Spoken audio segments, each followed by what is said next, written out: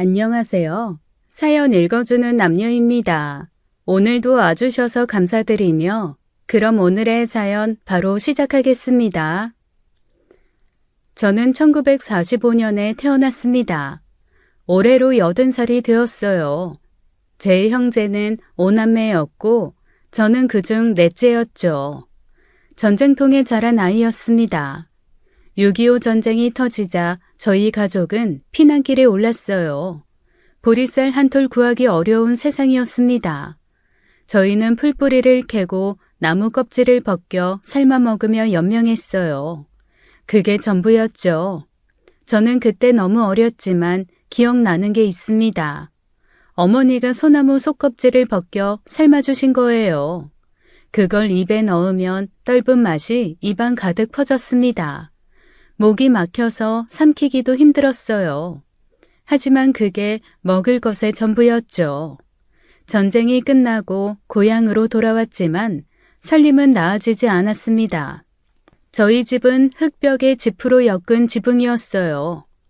겨울이 오면 외풍이 사정없이 들어왔습니다. 아침에 눈을 뜨면 이불 위에 하얀 서리가 내려앉아 있었어요. 추위에 몸을 떨며 잠에서 깨는 게 일상이었죠. 쌀밥은 구경도 못 해봤습니다. 평소엔 보리와 콩깻묵을 섞어 죽처럼 끓여 먹었어요. 그마저 없으면 감자 몇 개로 하루를 버텼죠. 배는 항상 고팠습니다. 저는 국민학교에 다닐 때도 맨발이었어요. 신발을 살 돈이 없었죠. 겨울이 오면 발가락에 동상이 걸렸습니다. 발가락은 터지고 곪아서 진물이 흘렀어요. 약을 살 돈도 없어서 그냥 뒀습니다. 봄이 와 아물 때까지 참고 견딜 수밖에 없었어요. 저는 어려서부터 그림 그리는 걸 좋아했습니다. 하지만 종이와 연필은 너무 귀한 물건이었어요. 저는 숫덩이를 주워왔습니다. 흙벽에 그림을 그렸어요. 땅바닥에도 그렸죠. 그게 저의 유일한 놀이였습니다. 저희 집은 그렇게 가난했습니다. 하지만 어머니는 첫째 오빠와 막둥이 남동생만 챙겼어요. 극성스러울 정도였죠. 미군 부대에서 나온 옥수수가루 죽을 끓일 때였습니다. 어머니는 오빠 그릇에만 설탕을 타주셨어요. 저와 언니들 그릇에는 설탕이 없었죠. 큰언니와 작은언니는 억울해서 투정을 부렸습니다. 어머니한테 한 소리라도 들으면 화풀이는 저한테 왔어요. 언니들은 저를 때렸습니다. 빨래터에 물 길러 가라고 시켰어요. 저는 언니들보다 어렸습니다. 오빠와 남동생 사이에 낀 존재였어요. 부모님은 제 이름조차 제대로 부르지 않으셨죠. 그냥 야 하고 소리만 지르셨습니다. 그게 저를 부르는 방식이었어요. 배가 고파서 밥을 달라고 손을 내밀 때가 있었습니다. 어머니는 아버지가 먹고 남은 것을 주셨어요. 저는 늘 식구들이 다 먹고 난 뒤에 먹었습니다. 무쇠솥 바닥에 눌어붙은 누룽지를 긁어 먹었어요. 그게 제 몫이었죠. 어느 겨울날이었습니다. 동상 걸린 발이 너무 아파서 울었어요. 아버지가 시끄럽다고 소리를 지르셨습니다. 저를 마루 밖으로 내쫓으셨어요. 눈이 내리는 마당에 서 있었습니다. 추위에 몸이 덜덜 떨렸어요. 저는 울음을 삼켰습니다. 소리내면 안 됐으니까요. 저는 그 시절 궁금했습니다. 내가 왜 이 집에 태어났는지 몰랐어요. 부모에게 사랑받는다는 게 뭔지 한 번도 느껴본 적이 없었죠. 저는 그냥 공기 같은 존재였습니다. 아니, 공기보다도 못한 존재였어요. 그 암울한 시절에 저에게 유일하게 따뜻하게 대해준 사람이 있었습니다. 첫째 오빠였어요. 오빠는 자기 밥을 덜어 몰래 제게 주곤 했죠. 제가 언니들한테 맞을 때면 오빠가 말려줬습니다. 오빠만이 저를 지켜주는 사람이었어요. 오빠는 제가 동상 걸린 발로 쩔뚝이는 걸 보셨습니다. 품삯을 모아서 고무신을 사다 주셨어요. 어머니가 화를 내셨죠. 넌 왜 쓸데없는 년한테 돈을 쓰는 거니? 그 돈이면 보리쌀이 얼만데? 얘 발 좀 보세요. 이러다 발가락 썩어 떨어지겠어요. 아무리 그래도 신발 하나 없어서 맨발로 다니는 애가 어디 있습니까? 어머니도 그러시는 거 아니에요. 넌 왜 이렇게 쓸데없이 얘만 감싸는 거야? 제 동생이잖아요. 그 이전에 어머니 딸입니다. 오빠는 어머니한테 혼이 나도 저를 감쌌습니다. 어느 날 오빠가 품삯으로 받은 엿을 집에 가져오셨어요. 어머니가 막둥이에게 주려고 하셨죠. 그런데 오빠가 우기셨습니다. 이건 순이 줄게요. 딸년이 이런 거 먹어서 뭐해? 얘 한 번도 단 거 먹어본 적 없어요. 한 번만 먹게 해주세요, 어머니. 결국 오빠가 이겨서 저는 엿을 받아 먹었습니다. 달콤한 맛이 입안에 퍼졌어요. 태어나서 처음 먹어보는 맛이었죠. 저는 그런 오빠가 세상에서 제일 좋았습니다. 오빠만이 저를 사람으로 취급해주는 유일한 존재였어요. 하지만 저는 어린 나이에도 막둥이 남동생을 돌봐야 했습니다. 어머니가 밭에 나가거나 품팔이를 가는 날이면 저는 집에 남았어요. 동생을 업고 달래야 했죠. 저는 글을 배우고 싶었습니다. 친구들과 놀고 싶었어요. 하지만 그럴 수 없었죠. 집에서 동생 기저귀를 빨았습니다. 동생 밥을 먹이고 재웠어요. 그리고 남은 시간은 집에서 밀린 일들을 했죠. 그게 제 일이었습니다. 제가 13살이 되었을 때였어요. 첫째 오빠가 서울로 떠나셨어요. 돈을 벌겠다고 하셨죠. 저는 버스 정류장에서 울며 서 있었습니다. 오빠가 타고 간 버스가 보이지 않을 때까지 서 있었어요. 먼지만 날리는 흙길을 바라봤습니다. 오빠만이 제 편이었는데 그 오빠가 떠나버렸죠. 오빠가 없는 집은 저에게 지옥이었습니다. 큰언니와 작은언니는 매일 저를 구박했어요. 빨래를 떠넘겼습니다. 설거지도 전부 제 몫이었어요. 조금이라도 거부하면 언니들은 제 머리채를 잡아당겼습니다. 뺨을 때리기도 했어요. 어머니는 저를 아침 일찍 깨우셨습니다. 동이 트기도 전에 일어나야 했어요. 밥을 지게 했습니다. 마당을 쓸고 장작을 패야 했죠. 조금이라도 늦으면 막대기로 제 종아리를 때리셨습니다. 맞은 자리가 퍼렇게 멍이 들었어요. 손은 부르텄습니다. 물집이 잡히고 터졌어요. 등은 일을 하느라 점점 휘어갔죠. 쉴 틈이 없었습니다. 밤이 되면 마루 한 구석에서 몸을 웅크리고 잠들었어요. 추운 겨울에도 이불 한 장 제대로 덮지 못했습니다. 마루 밑에서 찬바람이 올라왔어요. 그런 저에게 유일한 위로가 있었습니다. 막둥이 남동생이었어요. 동생은 저를 보며 환하게 웃었습니다. 졸졸 따라다녔어요. 동생만이 저를 좋아해주는 사람이었죠. 제가 울고 있으면 동생이 다가왔습니다. 작은 손으로 제 눈물을 닦아주려 했어요. 동생은 어머니한테 받은 엿 한 조각을 제 입에 넣어주기도 했습니다. 자기도 먹고 싶을 텐데 저한테 먼저 줬어요. 제가 일을 할 때면 동생은 옆에 앉아서 기다렸어요. 저를 그냥 바라보고 있었죠. 누나, 아파? 아니야, 누나 안 아파. 그럼 왜 눈물 나? 바람이 불어서 그래. 괜찮아. 누나, 손 왜 이래? 빨개. 괜찮아. 일 많이 해서 그래. 금방 나아. 저는 그런 막둥이가 너무 귀여웠습니다. 제 동생만은 저처럼 고생하지 않았으면 좋겠다고 생각했어요. 좋은 세상을 보게 해주고 싶었습니다. 제대로 공부도 시키고 싶었어요. 배불리 먹이고 싶었습니다. 그게 제 유일한 바람이었죠. 저희 집은 여전히 찢어지게 가난했습니다. 큰언니와 작은언니는 20살이 되자마자 중매로 시집을 갔어요. 집을 나가버렸죠. 저만 남았습니다. 언니들이 떠난 뒤 집안일은 모두 제 몫이 되었어요. 저는 초등학교도 졸업하지 못했습니다. 이 집 저 집 다니며 품삯을 받았어요. 남의 집 논일을 했습니다. 밭일도 했어요. 김장 담그는 일도 했죠. 새벽부터 저녁까지 일했습니다. 하루 품삯으로 쌀 한 대를 받아왔어요. 때로는 보리쌀 2대를 받기도 했습니다. 그게 전부였어요. 일이 없는 날에는 집에 있었습니다. 막둥이를 돌봤어요. 밥을 짓고 장작을 팼습니다. 빨래도 하고 청소도 했어요. 저는 16살이 되도록 쉰 날이 없었습니다. 매일 일하는 날이었죠.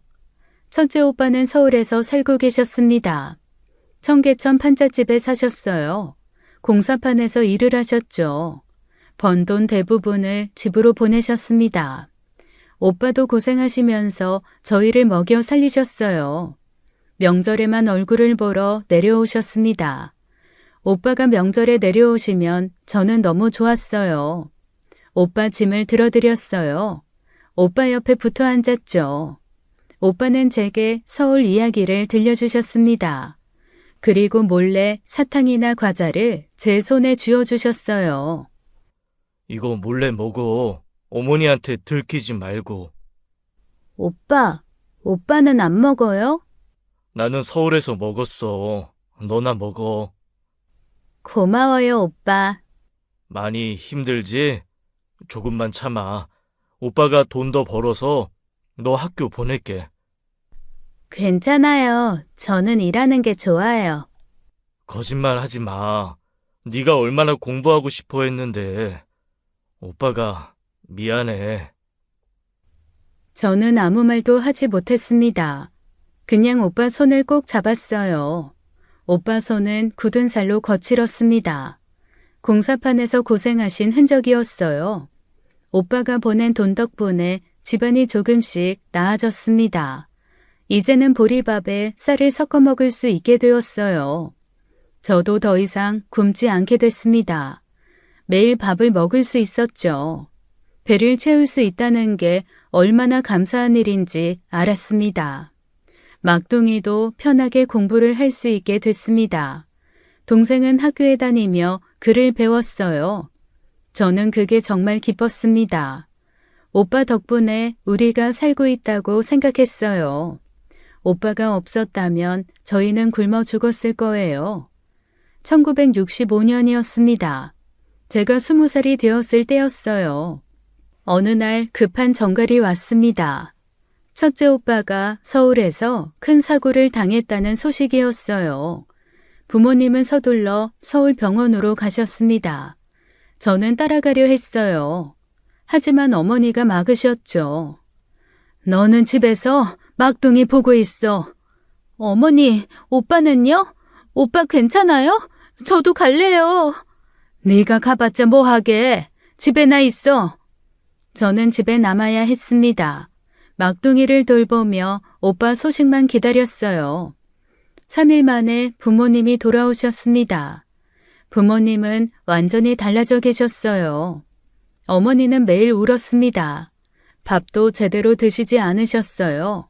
아버지는 술만 마셨습니다. 이 집 저 집 돈을 꾸러 다니셨어요.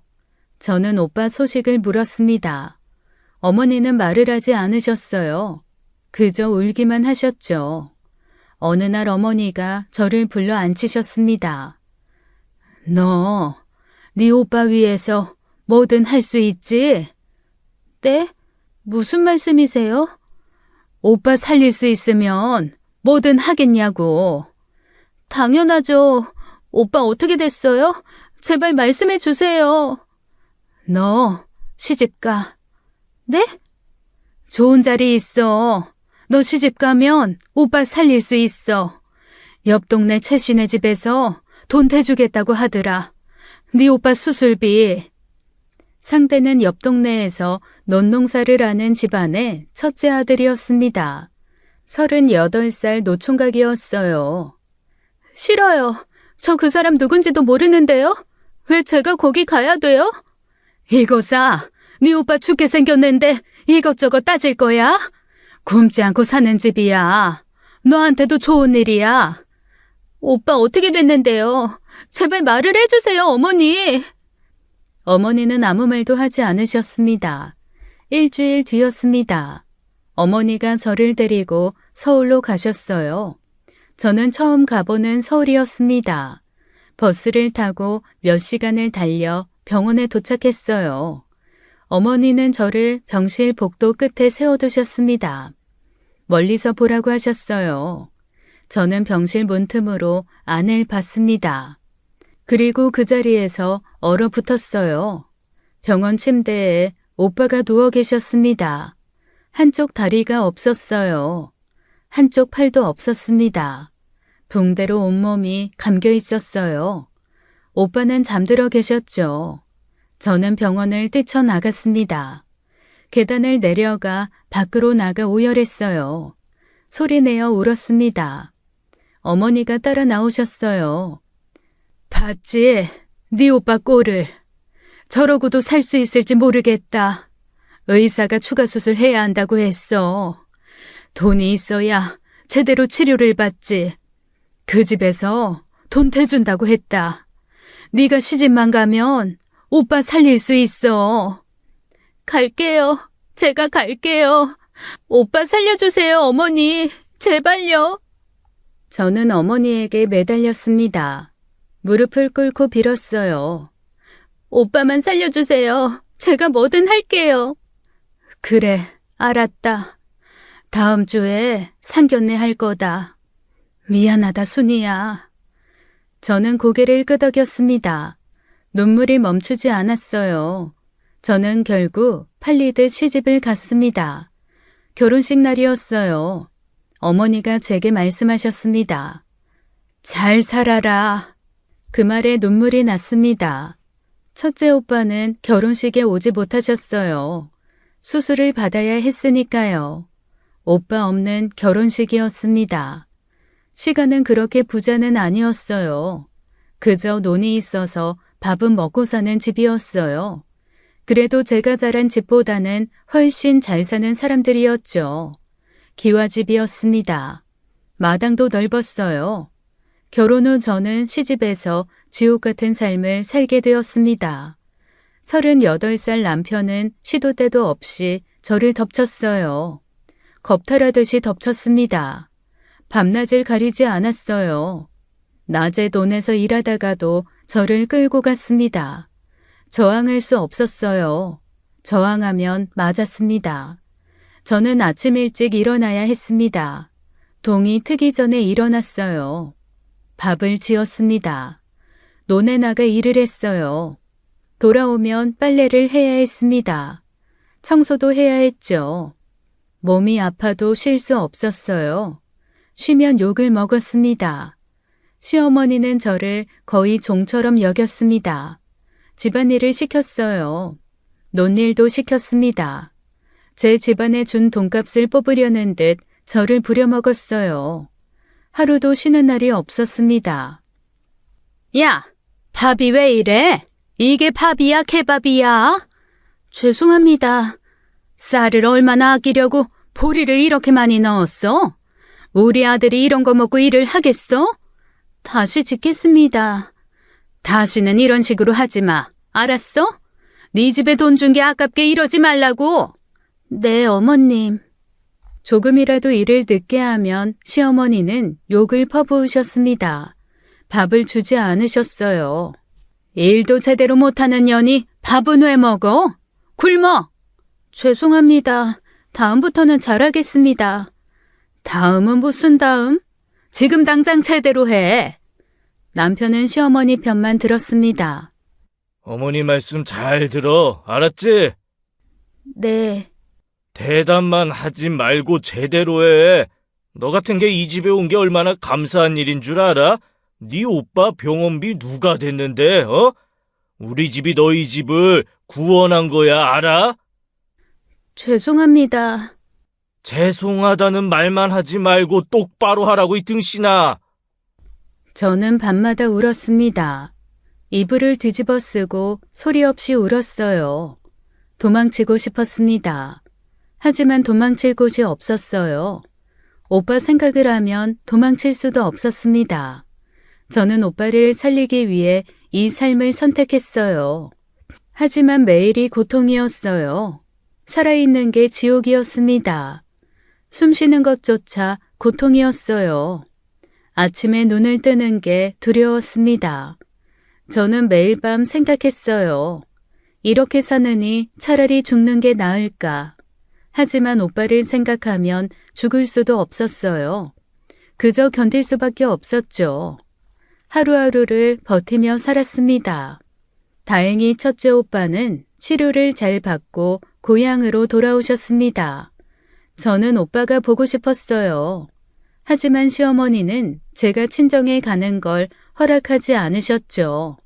일해야 한다고 가지 말라고 하셨습니다. 저는 오빠가 너무 보고 싶었어요. 오빠가 고향에 온 날이었습니다. 저는 몰래 친정을 찾아갔어요. 오빠를 만났습니다. 오빠는 목발을 짚고 계셨어요. 한쪽 다리와 한쪽 팔이 없었어요. 저는 오빠를 보자마자 눈물을 흘렸습니다. 오빠! 왜 울어?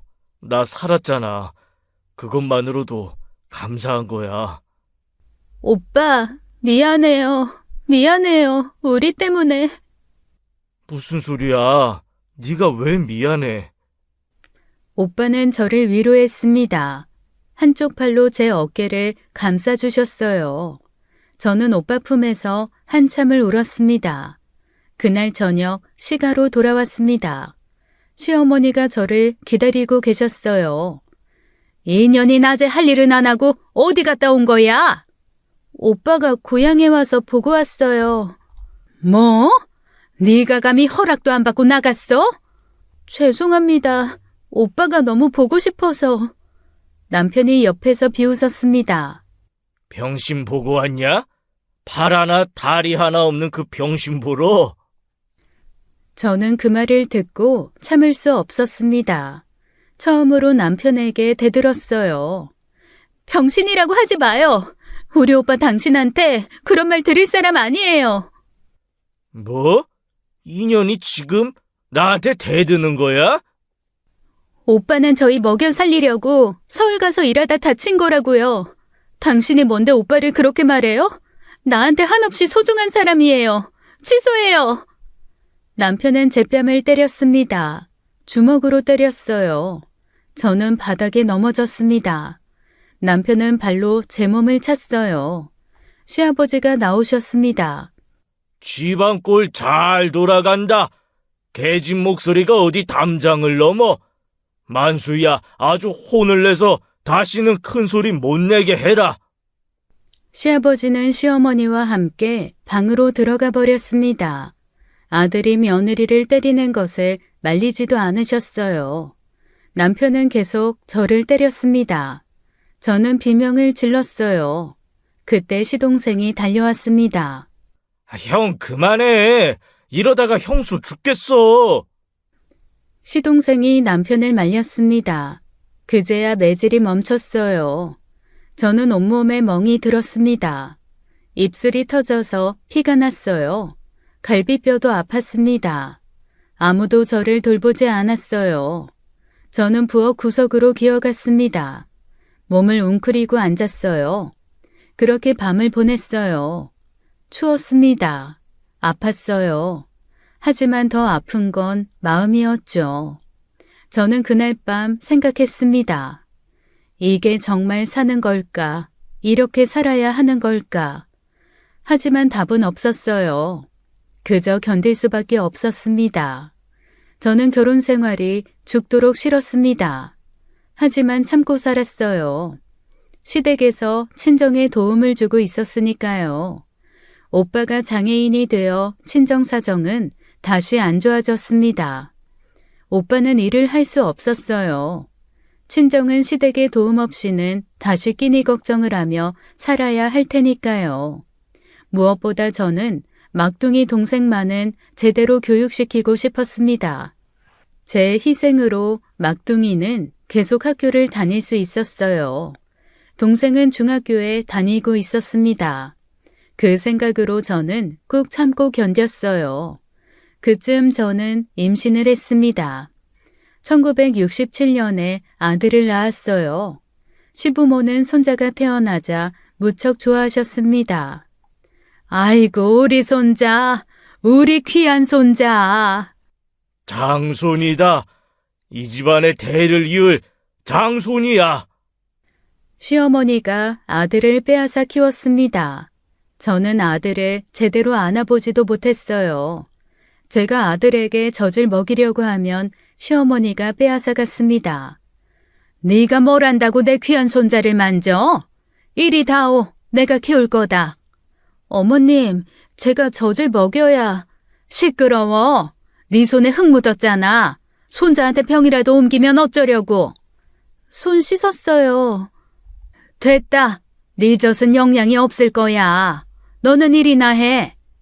아들이 울어도 저는 안을 수 없었습니다. 시어머니만 아들을 돌보셨어요.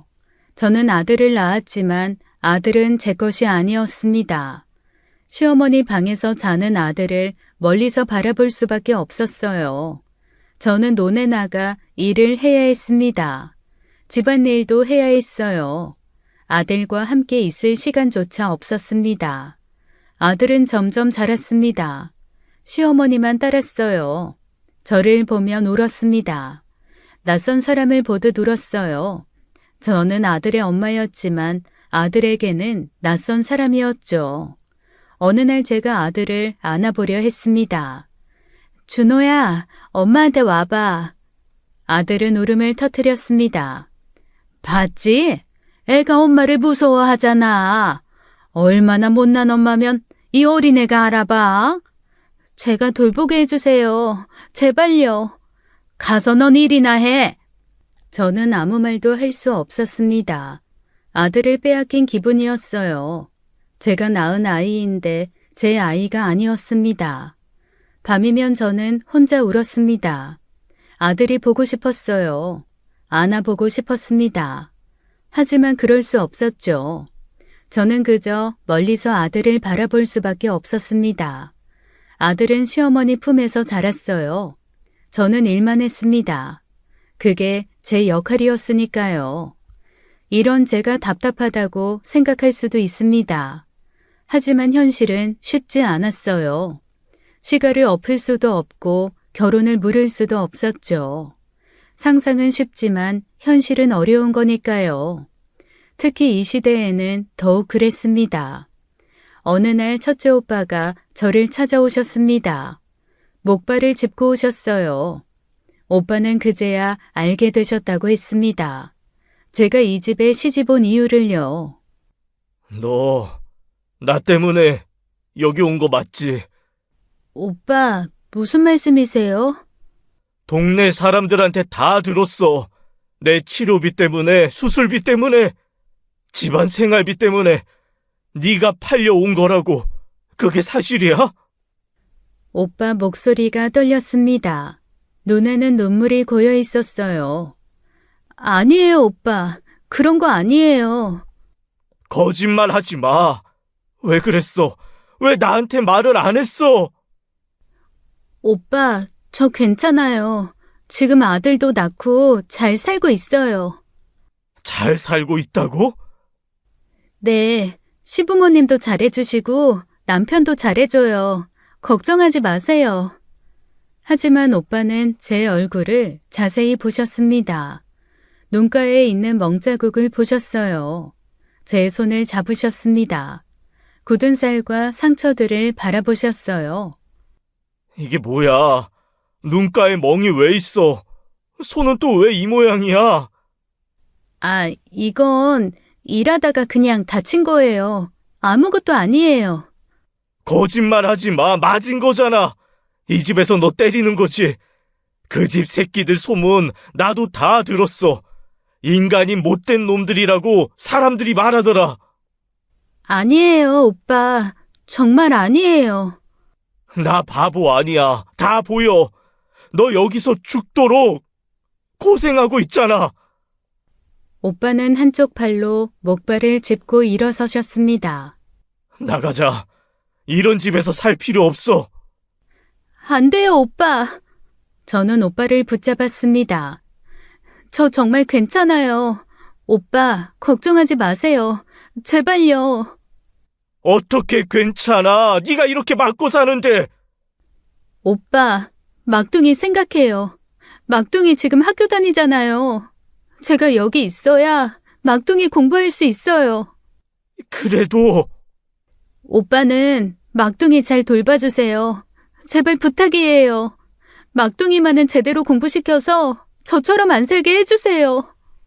오빠는 한참을 저를 바라보셨습니다. 눈물을 흘리셨어요. 그리고 저를 안아주셨습니다. 한쪽 팔로 저를 꼭 안아주셨어요. 미안해. 오빠가 미안해. 다 내 잘못이야. 아니에요, 오빠. 오빠 잘못 아니에요. 내가 무능해서 이 꼴이 됐어. 내가 제대로 된 오빠였으면. 그런 말 하지 마세요. 오빠는 최선을 다하셨어요. 저는 오빠를 그렇게 보냈습니다. 오빠가 목발을 짚고 떠나는 뒷모습을 봤어요. 눈물이 흘렀습니다. 하지만 저는 돌아섰습니다. 다시 일터로 갔어요. 일을 해야 했으니까요. 그러고 얼마 지나지 않아서였습니다.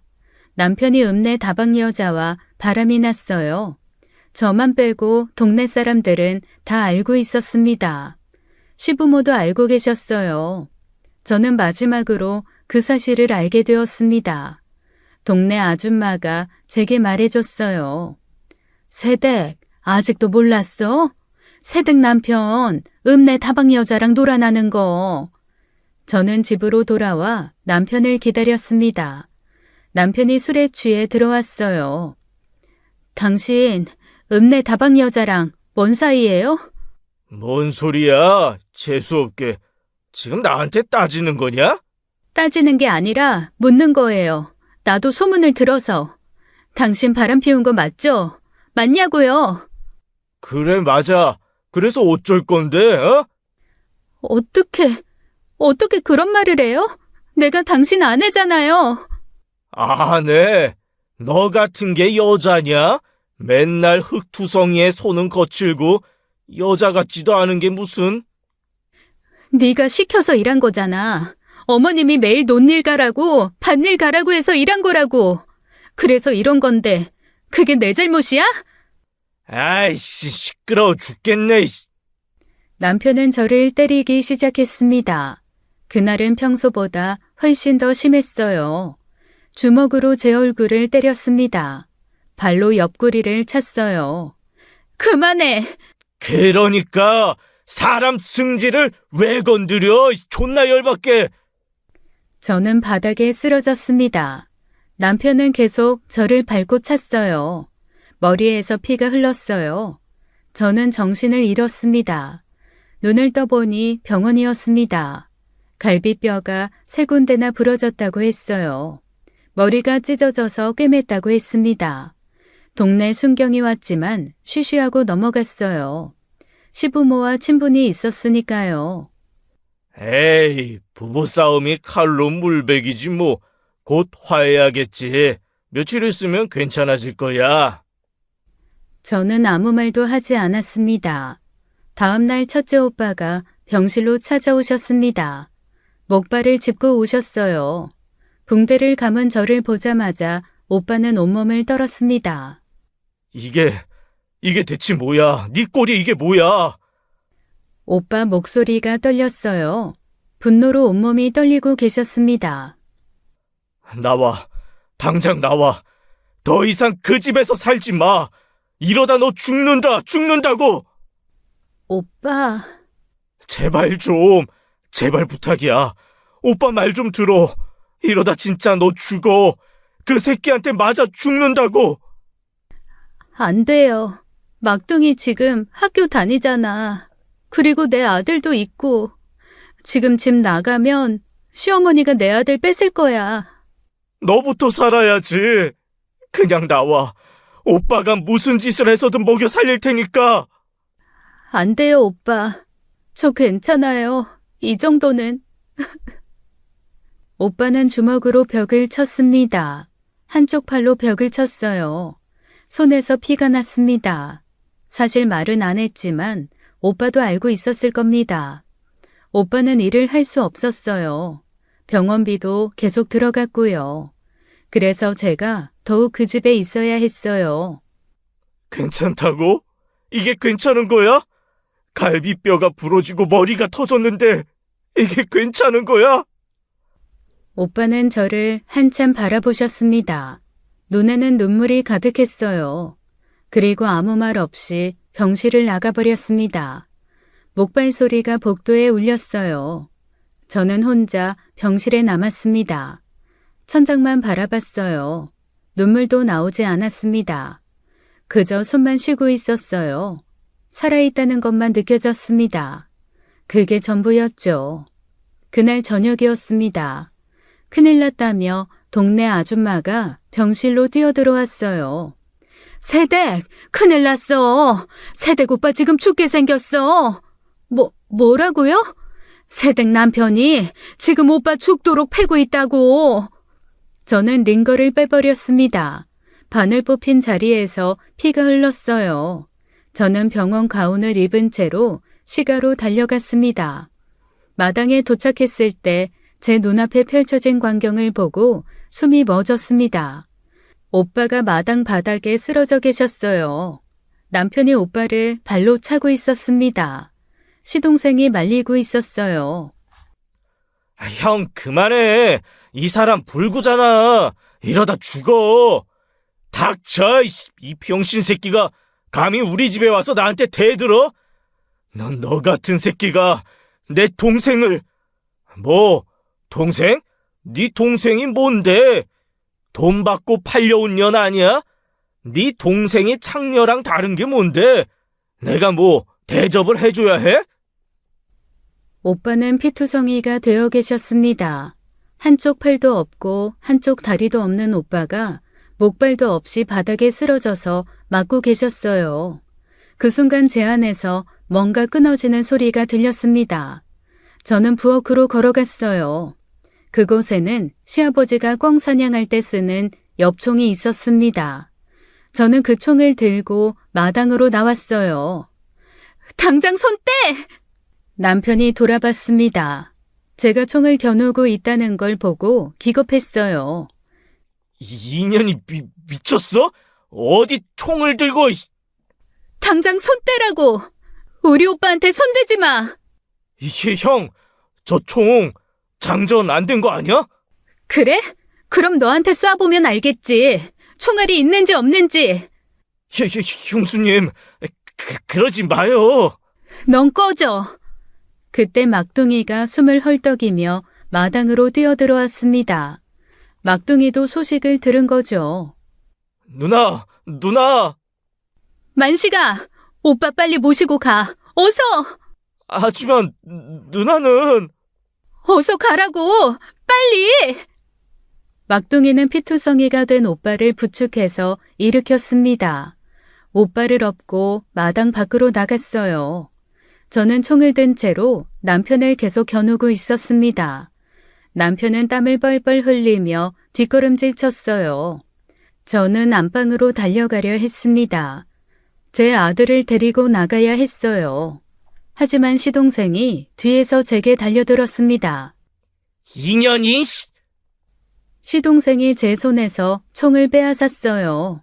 그 순간 남편이 몽둥이를 들고 달려왔습니다. 이 미친년, 날 죽이려고 했어, 총을 들고? 넌 오늘 죽었다. 내가 아주 죽여버릴 거야. 남편은 몽둥이로 저를 마구 때렸습니다. 머리를 때렸어요. 등을 때렸습니다.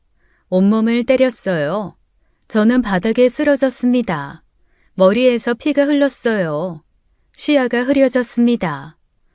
준호야. 그 말을 마지막으로 저는 정신을 잃었습니다. 어둠 속으로 빠져들었어요. 눈을 떠보니 다시 병원이었습니다. 의사가 말했어요. 이번에는 한 달은 입원해야 한다고요. 이번엔 순경도 정도가 심해서 쉬쉬할 수 없었습니다. 순경이 병실로 찾아왔어요. 박순희 씨, 이번 사건 어떻게 처리하고 싶으십니까? 저 인간 고소할 거예요.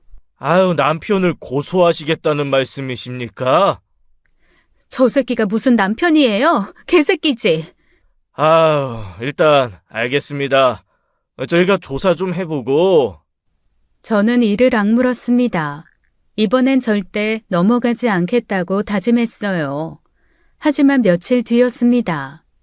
박순희 씨, 사건 합의 처리됐습니다. 네?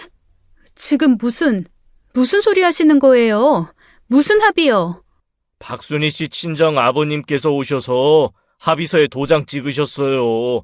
사건 종료됐습니다. 말도 안 돼요. 제가 합의 안 한다고 했잖아요. 아버지가 무슨 권리로 마음대로 합의를 해요? 법적으로 보호자라 대리 합의 가능합니다. 이미 처리된 사안이에요. 거짓말하지 마요. 박순희 씨, 말 조심하시죠? 저희도 좋게 이야기하잖아요. 저는 병실에서 비명을 질렀어요. 간호사가 뛰어들어왔습니다. 환자분, 조용히 하세요. 다른 환자들도 있어요. 내 인생을 왜 니들이 마음대로 팔아먹는데? 막둥이가 헐레벌떡 병실로 들어왔습니다. 누나, 미안해. 내가 말렸는데. 만식아, 대체 무슨 일이야? 아버지가 뭘 어떻게 한 거야? 누나 시아버지가 거액을 줬대. 엄청난 돈을. 그래서 아버지가 합의서에 도장을 찍었어. 돈? 돈이면 다야? 오빠가 얼마나 맞았는데, 오빠가. 누나 정말 미안해. 나도 아버지한테 소리 지르고 막았는데 아버지가 이미. 저는 미친 듯이 소리를 질렀습니다. 며칠 뒤 남편이 순경과 함께 병실로 왔습니다. 박순희 씨, 남편분이 사과하러 오셨습니다. 부부끼리 좋게 넘어가요. 살다 보면 이런 일도 저런 일도 있습니다. 남편은 순경 앞에서 180도 달라진 모습이었어요. 고개를 푹 숙이고 눈물까지 글썽이며 말했습니다. 여보, 미안해. 내가 정말 잘못했어. 술 먹고 정신이 없었어. 앞으로 절대 안 그럴게. 맹세할게. 다신 손가락 하나 안 댈 거야. 저는 남편을 똑바로 쳐다봤습니다. 온몸에 소름이 돋았어요. 꺼져. 여보, 제발. 우리 아들도 있잖아. 준호 생각해서라도. 박순희 씨, 합의도 됐고 남편분도 반성하시니까 이제 좀 적당히 하세요. 동네 시끄럽게 이게 뭔 짓입니까? 나가요. 둘 다 당장 꺼지라고요. 여보. 박순희 씨, 내가 말 조심하라고 했지? 이게 어딨어? 박순규님, 진정하시죠? 제가 잘 이야기할게요. 만수 씨, 조용히 좀 삽시다. 알겠어요? 내가 당신 지켜봅니다. 남편과 순경이 병실을 나갔습니다. 저는 이불을 뒤집어 썼어요. 온몸이 떨렸습니다. 분노로 온몸이 타들어가는 것 같았어요. 저는 그날 깨달았습니다. 이 세상은 돈이면 다 된다는 걸요. 돈만 있으면 사람을 죽여도 빠져나갈 수 있다는 걸요. 그렇다면 저도 돈을 벌어야겠다고 생각했습니다. 무슨 짓을 해서든요. 며칠 뒤였습니다. 막둥이가 병실 문을 열고 들어왔어요. 평소와 달랐습니다. 걸음걸이가 휘청거렸어요. 얼굴은 새하얗게 질려 있었습니다. 만식아, 무슨 일이야? 막둥이는 대답하지 않았습니다. 그냥 제 손을 붙잡고 울기 시작했어요. 야, 왜 그래? 말을 해봐. 누나 불안하게. 누나, 형이. 그 순간 심장이 철렁 내려앉았습니다. 오빠가 왜? 형이. 오빠가 왜? 형이 돌아가셨어요. 뭐? 집에서 목을. 저는 막둥이 얼굴을 멍하니 쳐다봤습니다. 귀에서 윙 하는 소리가 났어요. 사람이 너무 놀라면 이 세상이 이 세상 같지가 않아요. 꿈속 같아요. 다 거짓말 같아요. 거짓말 하지 마. 누나, 거짓말 하지 마. 거짓말 하지 마. 거짓말 하지 마. 오빠가 왜 죽어? 막둥이가 주머니에서 구겨진 종이 한 장을 꺼냈습니다. 오빠 글씨였어요. 순이야 미안하다. 딱 그것만 적혀 있었습니다. 저는 병원 침대에서 일어났어요. 막둥이가 제 팔을 붙잡았습니다. 그 길로 오빠가 있는 영안실로 갔어요. 다리가 제대로 움직이지 않았습니다.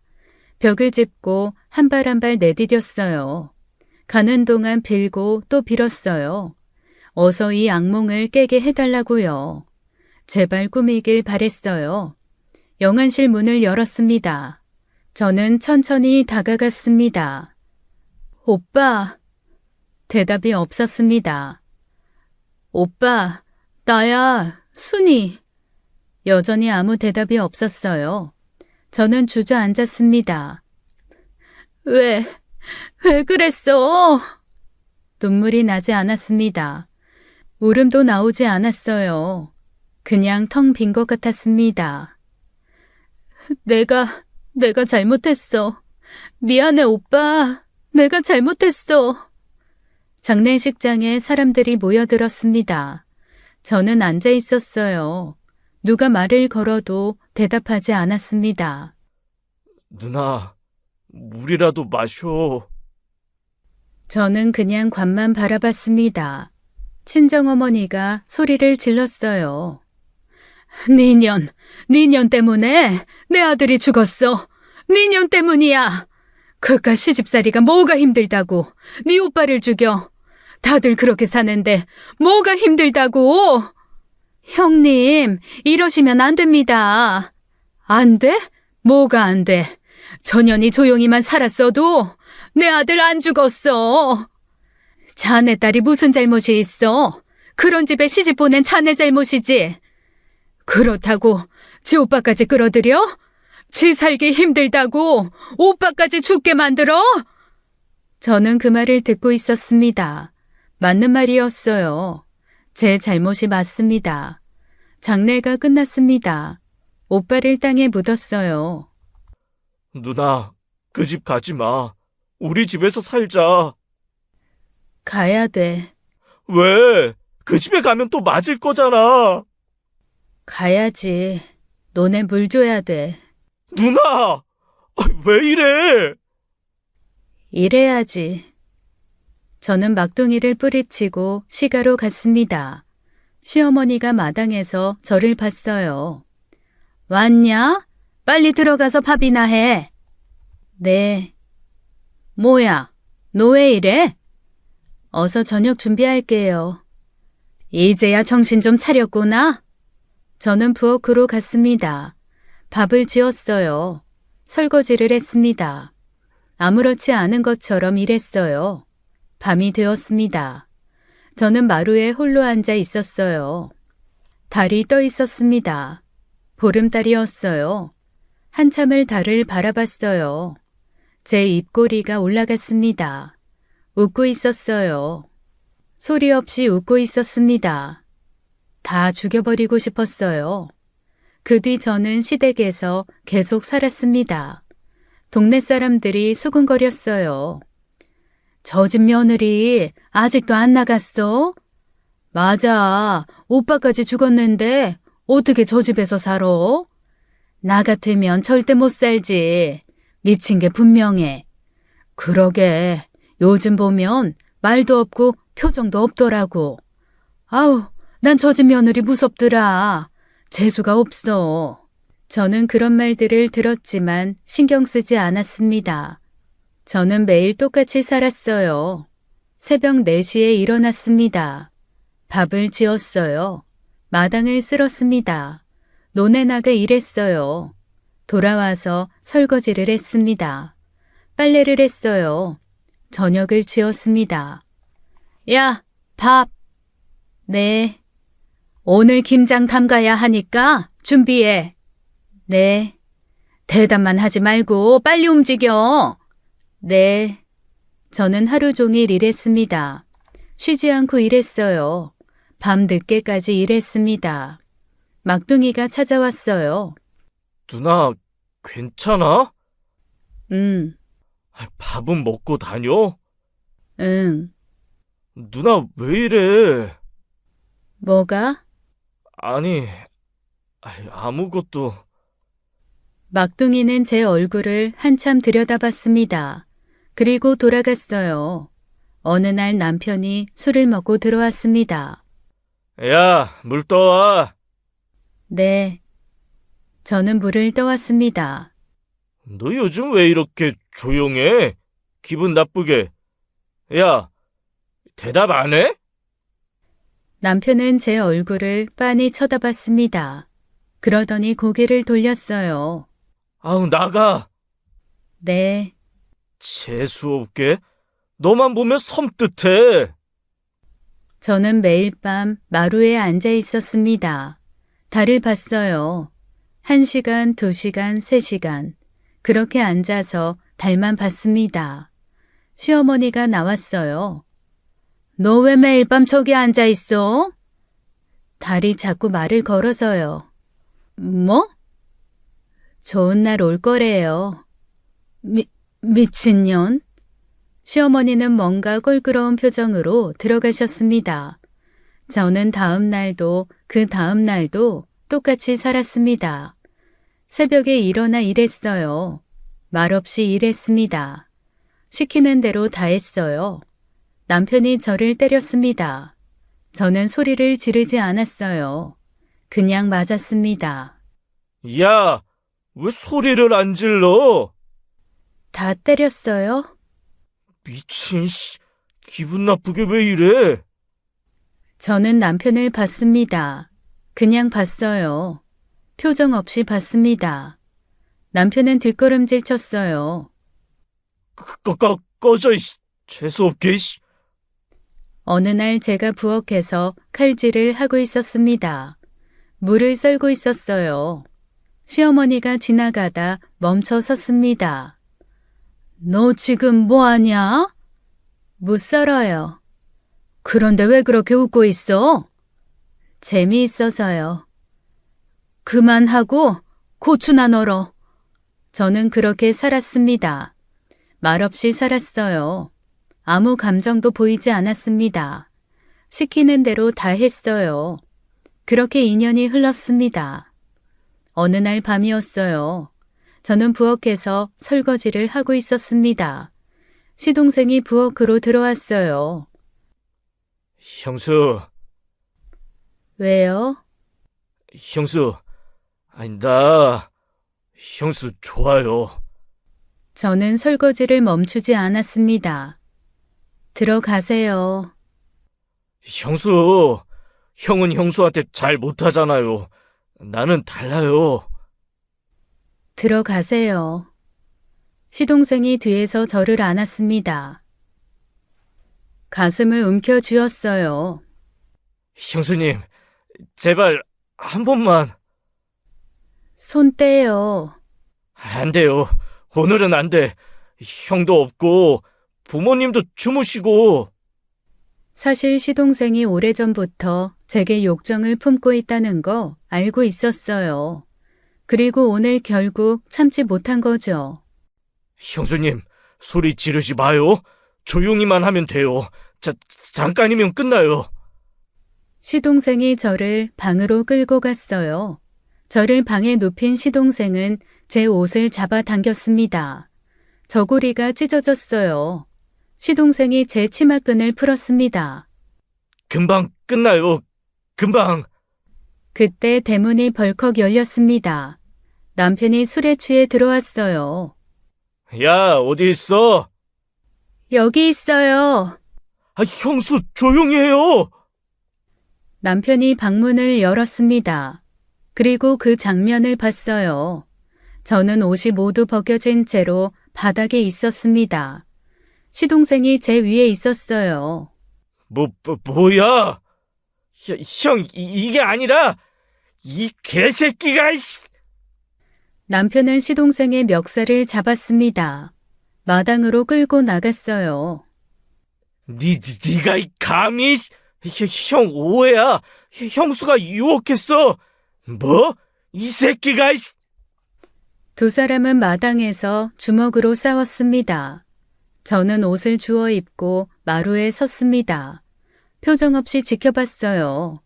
시아버지와 시어머니가 뛰어나왔습니다. 뭐 하는 거야? 그만둘 못해? 하지만 남편은 멈추지 않았어요. 농기구 창고로 달려갔습니다. 사냥용 총을 들고 나왔어요. 만수야, 안 돼! 이 새끼, 넌 오늘 죽었다. 남편이 총을 겨눴습니다. 시동생이 비명을 질렀어요. 형, 안 돼. 내가 미쳤어. 형! 탕! 총소리가 울렸습니다. 시동생이 쓰러졌어요. 가슴에서 피가 흘렀습니다. 만식아! 만식아! 시어머니가 시동생을 안고 울었어요. 시동생은 피를 토하며 죽었습니다. 저는 그 모습을 가만히 지켜봤습니다. 남편은 그날 체포되었어요. 순경들이 와서 남편을 끌고 갔어요. 억울합니다. 내 동생이 내 마누라를 범하려고 했어요. 그래서 제가 저도 모르게. 시부모는 장남을 구명하기 위해 움직였습니다. 변호사를 샀어요. 논을 팔기 시작했습니다. 논이 하나둘씩 팔려나갔어요. 급하게 팔다 보니 헐값이었어요. 시아버지가 고용한 변호사가 저를 불렀어요. 제게 신신당부를 했습니다. 남편이 우발적으로 마당에 있는 총을 보고 쏜 거라고 증언하라고요. 남편이 한순간 미쳐서 그런 거라고 말하라고 했죠. 그리고 재판이 열렸습니다. 박순희 씨, 증언대에 서세요. 네, 남편분이 동생을 쏜 게 우발적이었습니까? 아니요. 판사님, 이의 있습니다. 증인 말부터 듣겠습니다. 우발적이 아니었어요. 박순희 씨 뭐 하시는 겁니까? 변호사 조용히 하세요. 증인 계속하세요. 시동생이 저를 여러 번 범했어요. 오래전부터. 제가 시동생이랑 내연관계였거든요. 법정이 술렁거렸습니다. 남편은 그걸 알고 있었어요. 역시 오래전부터요. 박순희 씨! 판사님, 지금 박순희 씨는 거짓 증언을 하고 있습니다. 박순희 씨는 죽은 최만수 씨 동생과 내연 관계가 아닙니다. 남편은 동생을 없앨 준비를 하고 있었어요. 총도 미리 손질해뒀고요. 그날 일부러 술 마시고 늦게 들어온 거예요. 제가 매일 밤 주방에서 동생과 관계를 맺었으니까요. 확실합니까? 네, 확실합니다. 제가 법정에서 스스로 시동생과 붙어먹은 상간녀라고 고백할 이유가 없잖아요. 남편이 소리쳤습니다. 야, 이 미친년아! 지금 무슨 소리야? 나 진짜 몰랐어! 피고, 조용히 하세요. 거짓말이야. 거짓말이라고. 나 진짜 그날 우연히 본 거야. 너 그리고 내 동생이랑 바람난 거 아니었잖아. 그날 당할 뻔한 거였잖아. 판사님, 판사님 저 억울합니다. 판결이 나왔습니다. 징역 20년.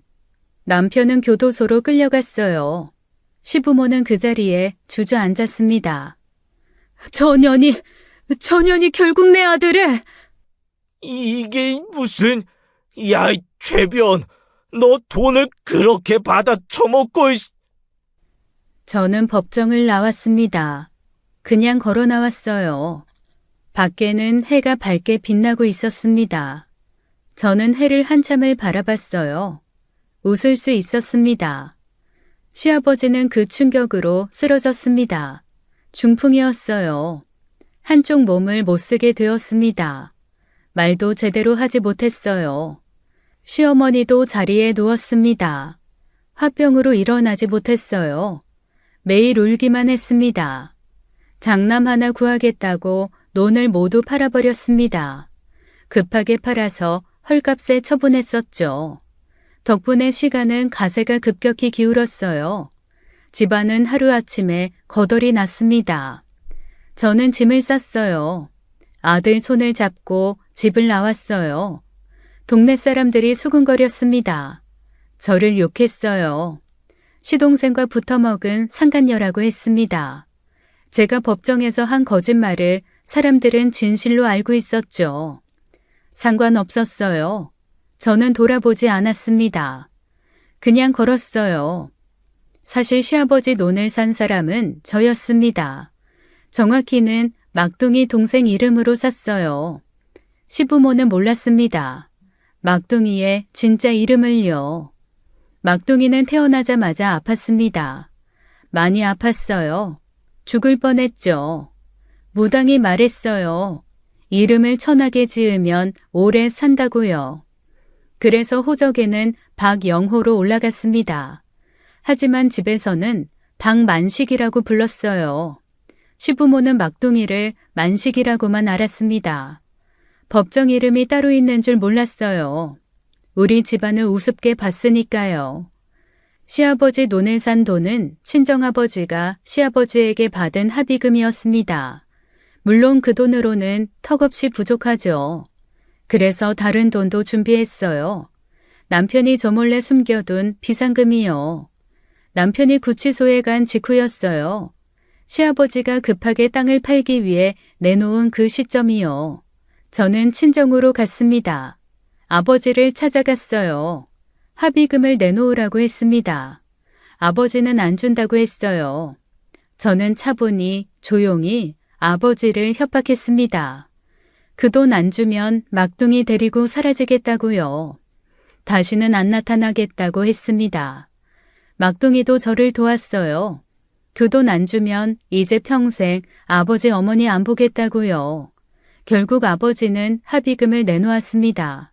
하지만 당연히 그 돈으로는 부족했어요. 논을 모두 사기에는 턱없이 부족했습니다. 저는 또 하나의 돈이 필요했어요.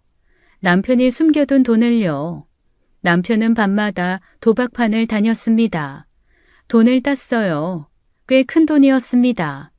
사기 도박으로 번 돈들이었죠. 남편은 언제나 그 돈을 금으로 바꿨습니다. 그리고 그 금을 농막 구석에 숨겼어요. 땅을 파서 묻어뒀어요. 제가 모를 거라고 생각했겠죠. 하지만 저는 알고 있었습니다. 제가 이 집의 모든 농사일을 다 하는데 모를 리가요. 남편이 밤에 몰래 나가는 것도 봤어요. 삽을 들고 가는 것도 봤습니다. 밤에 땅을 파면 낮에 그 자리가 티가 나요. 저는 그걸 알면서도 모른 척 했습니다. 아무 말도 하지 않았어요. 그냥 지켜봤습니다. 남편이 잡혀가자마자 저는 움직였습니다. 농막으로 갔어요. 삽을 들고 땅을 팠습니다. 금이 나왔어요. 생각보다 굉장히 많았어요. 저는 그걸 모두 파냈습니다. 합의금과 금을 합쳤어요. 막둥이와 계획을 짰습니다. 시아버지 논을 하나씩 사들이기 시작했어요. 시아버지는 몰랐습니다. 박영호가 누군지요. 제 동생 법적 이름이라는 걸 꿈에도 몰랐겠죠. 시아버지는 급해서 그냥 돈만 받고 팔았어요. 시어머니도 몰랐습니다. 자기 땅을 누가 사는지를요. 그렇게 시아버지 돈이 모두 제게 넘어온 거죠. 한 달 뒤였습니다. 교도소에서 면회 신청이 왔어요. 남편이었습니다. 저는 교도소를 찾아갔습니다. 유리창 너머로 남편이 앉아 있었어요. 수척해 보였습니다. 왔어. 왔어요. 야, 내 말 잘 들어. 농막 구석에 금이 묻혀 있어. 땅을 파면 나와. 그거 찾아서 팔아. 그 돈으로 변호사 사서 나 여기서 빼내야 해. 알았지? 그 땅 이미 팔렸어요. 뭐? 아버님이 논 다 파셨잖아요. 그 땅도 남의 손에 넘어갔어요. 그럼 새 주인한테 가서 말해. 땅 좀 파보겠다고. 못하죠. 뭐? 노력도 안 해보고 포기해? 야, 그게 얼만데? 야, 대답해. 내가 지금 장난하는 줄 알아? 저는 가방을 열었습니다. 이혼 서류를 꺼냈어요. 유리창 너머로 내밀었습니다. 이혼해요. 뭐? 이혼하자고요. 야, 이년아. 내가 여기 갇혀 있으니까 우습게 보여? 우습게 보는 거 아니에요. 그냥 이혼하고 싶어요. 내가 여기서 나가면 너 죽여버릴 거야. 서류에 도장 못 찍으시겠으면 소송 걸게요. 야, 야, 어디가? 야, 야! 저는 자리에서 일어났습니다. 남편이 유리창을 두드렸어요. 소리를 질렀습니다. 야, 박순이! 돌아오라고! 저는 돌아보지 않았습니다. 그냥 걸어 나왔어요. 바로 변호사 사무실로 갔어요. 이혼 소송을 진행했죠. 남편은 끝까지 거부했습니다. 하지만 판결이 났어요. 그렇게 저는 드디어 이혼을 했습니다. 그리고 제가 시아버지에게 산 그 돈이 지금의 강남이 되었어요. 땅값이 엄청나게 뛰었습니다. 저와 막둥이는 그 땅을 팔았습니다. 큰 부자가 되었어요. 시아버지는 뒤늦게 소식을 들었습니다. 자기가 판 땅이 엄청난 돈이 되었다는 걸요. 결국 시아버지는 피를 토했습니다. 화병이었어요. 억소리와 함께 그대로 죽었다더군요. 시어머니는 집도 없었습니다. 친척 집을 전전했어요. 구걸하듯 살았다고 하네요. 전 남편은 교도소에서 죽었어요. 교도소 생활 13년째 되던 해였습니다. 병으로 죽었어요. 시어머니는 아들 장례식도 제대로 치르지 못했죠. 돈이 없었으니까요. 시댁에서 종처럼 살던 여자였던 저는 지금은 아무도 무시하지 않아요. 아들은 좋은 대학을 나와 현재 의사입니다. 막둥이도 성공한 사업가가 되었어요. 저와 막둥이는 서로를 의지하며 살았습니다. 오빠 산소에 갔습니다. 묘비 앞에 섰어요. 이제 편히 쉬라고요. 바람이 불었습니다. 오빠가 대답하는 것 같았어요. 지금까지 사연 읽어주는 남녀였습니다. 끝까지 시청해주신 여러분 감사드리며 저희는 다음 사연으로 돌아올게요. 감사합니다.